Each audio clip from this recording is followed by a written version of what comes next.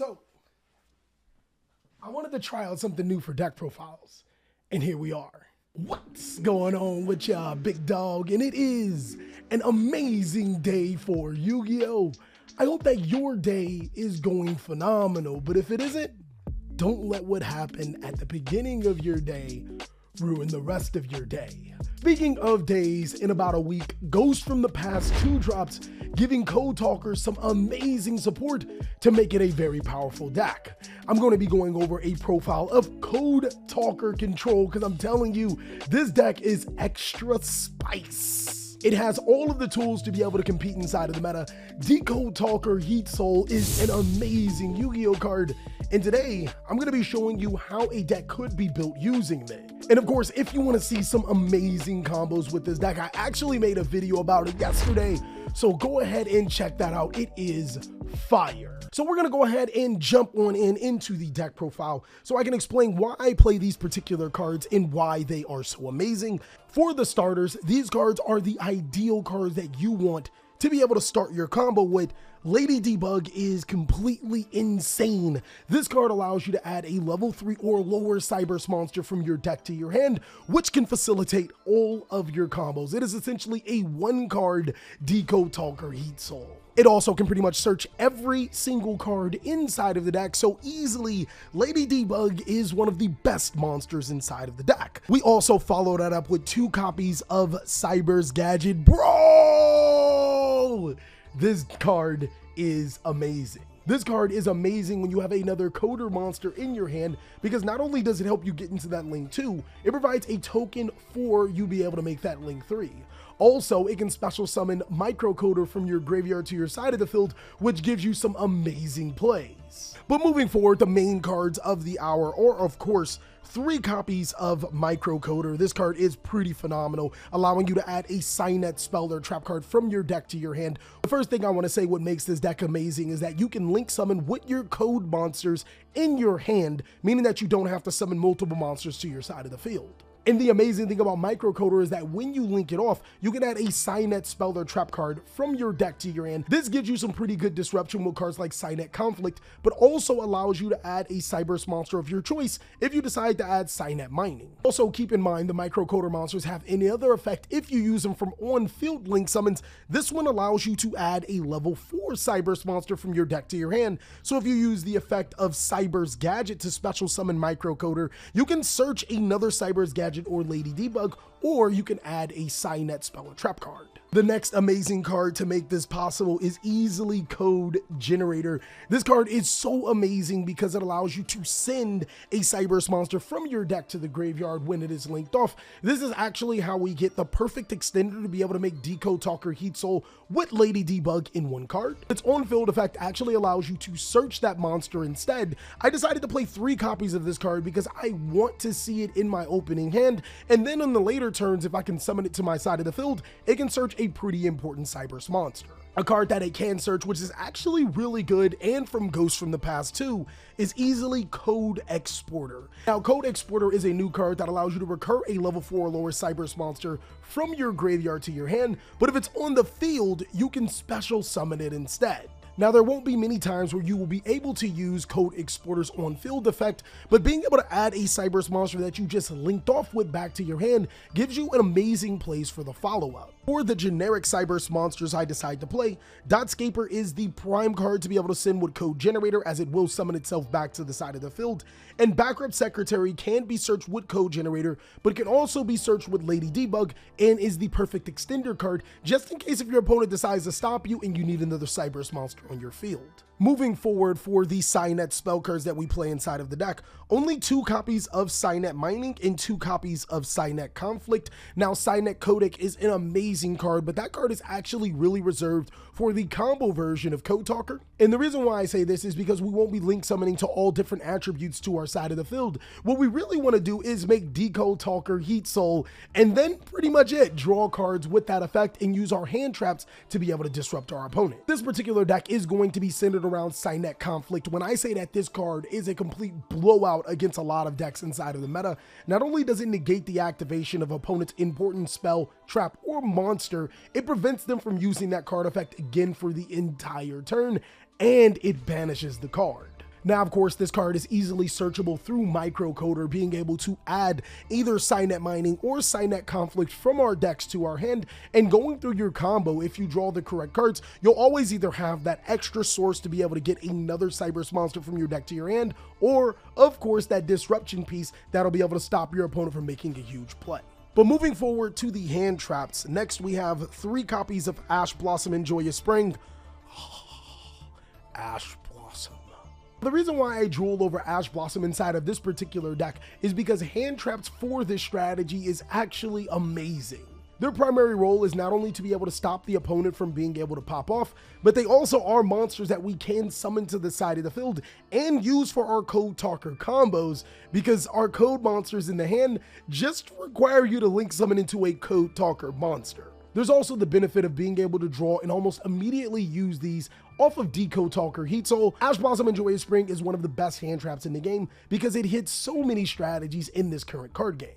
So for the remaining hand traps, we play 3 copies of Effect Veiler. I love this card because you can activate multiple copies of this card in the same turn. 2 copies of Ghost Bell, arguably the best hand trap in Yu-Gi-Oh right now, being able to stop some really awesome cards. 2 copies of Ghost Ogre and Snow Rabbit, and 2 copies of Infinite Impermanence. My only beef with Infinite Impermanence is that if you do draw it with Decode Talker Heatsoul, you won't be able to use it. But it's really important for this particular deck, as not only do hand traps serve a way for you to make your Code Talker combos and are our main source of stopping our opponent from doing things, they're actually cards that we have to play inside of our deck to prevent our opponent from stopping us. And the reason how we stop this is that I play 3 copies of Crossout Designator, now with 2 copies of Infinite Impermanence, 3 copies of Ash Blossom and Joyous Spring, Effect Veiler, Ghost Bell, and Ghost Ogre. Odds are my opponent is going to be playing the exact same cards, meaning that I can use Crossout Designator to stop them from stopping me from making my combo. Sometimes the correct hand trap can completely stop you in your play, so not only did I include cards to allow you to extend past the hand trap, I also included cards to be able to stop your opponent or punish them for hand trapping you. The other cards include Call by the Grave, one of the best cards inside of the card game, and 3 copies of Triple Tactics Talent. One thing that I've noticed about Triple Tactics Talent is its pure versatility inside of this deck. Using it when your opponent hand traps you to be able to draw into the correct cards that you need to keep playing, or look at your opponent's hand to see any other hand traps if you already have the extender. But most importantly, a lot of monster effects will activate on the main phase, and this is a deck that can not only take your opponent's monsters, but make good use of them, as a lot of the Code Talker and extra deck cards only require monsters on the field, so we get to not only take their monster and get rid of it, we get to get rid of a threat and summon the monster that we initially wanted to anyways. There's also 3 copies of Solemn Strike in here. Solemn Strike is not only extremely versatile, being able to stop hand traps, it can also stop important monster effects as well. This is hands down easily one of the best trap cards inside of the game, but if you're not feeling this, you can actually cut Solemn Strikes for more hand traps. Cards that I would recommend are DD Crow, maybe Ghost Mourner, and Moonlit Chill. Those cards have the versatility of being drawn off of Decode Talker Heatsoul, but also when you're just straight up going second, just really good hand traps to stop your opponent. Now for the extra deck, I play 2 copies of Access Code Talker. Don't worry, you actually don't need 2 copies of Access Code Talker. To be honest, you really don't need 1 if you're on a genuine budget. But this is a Code Talker deck, and this is the boss monster for Code Talkers. There's actually situations where you can summon 2 Access Code Talkers on any given turn, and that's pretty incredible. Another card that's really good in here is Mekk-Knight Crusadia Avermax. This monster is a complete terror for a lot of decks inside of the meta. 2 copies of Transcode Talker. You can make 1 for your first combo, which will include Decode Talker Heatsoul and Transcode, and then of course the second one to be able to easily access into Access Code Talker. 1 copy of Decode Talker Heatsoul. You only need 1 despite what anybody says. You can special summon this card back to your side of the field with Transcode Talker, and after you use this effect about 3 to 4 times, it's kind of win more after that. 2 copies of Code Talker. I actually really do like 2 because on the following turns, there are situations where you need to make a Code Talker monster, and this is the easiest one to make. 1 copy of Code Talker Inverted, 1 Security Dragon, 1 Splash Mage. This is a particular card that I really wanted to play 2 of, but did not have the space. 1 copy of Update Jammer, Link Garibo, Slink Spider, and of course, Link Disciple. The Code Talker strategy is actually filled with tons of fun. More often than not, you're going to be summoning Transcode Talker, Decode Talker Heatsoul, and of course, Access Code Talker. There's also Code Talker inside of this deck, which is the really big starter. But to answer some of your questions that you're probably asking, why don't I play a lot of trap cards? The problem with trap cards is that they are really good when going first, but they can genuinely struggle when going second. With monsters like Destiny, Neo, Phoenix, Enforcer allowing you to destroy itself and the trap card before you can flip it face up, I thought it was just better to play hand traps because they do give you the versatility to be able to use them off of Decode Talker Heatsoul. But there are some amazing trap cards that I really wanted to play, possibly even consider playing them yourself. Cards like Rivalry of the Warlords can really shut an opponent down, especially if they're using the Adventure token engine. They'll special summon a fairy token monster to their side of the field, and that's when you want to activate Rivalry, because a lot of times they're not playing any other fairy cards. Then there's also Crackdown, being able to snatch your opponent's monster, prevent them from being able to use it for a clutch play, and then link it off on your own. That's actually what inspired me to play Triple Tactics Talent inside of the deck.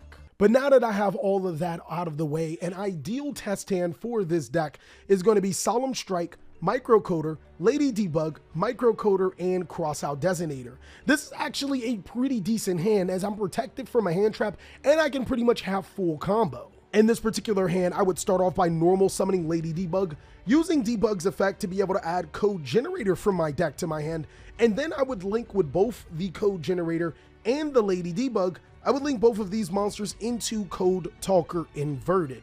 Now, I would trigger the effect of Code Generator to be able to send a monster from the deck to the graveyard.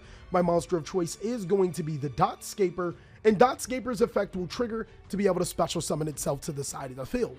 I can then link off both the Dotscaper and the Code Talker Inverted. I can link these right into a Transcode Talker and then activate the effect of Transcode Talker to special summon Code Talker Inverted to where it points to.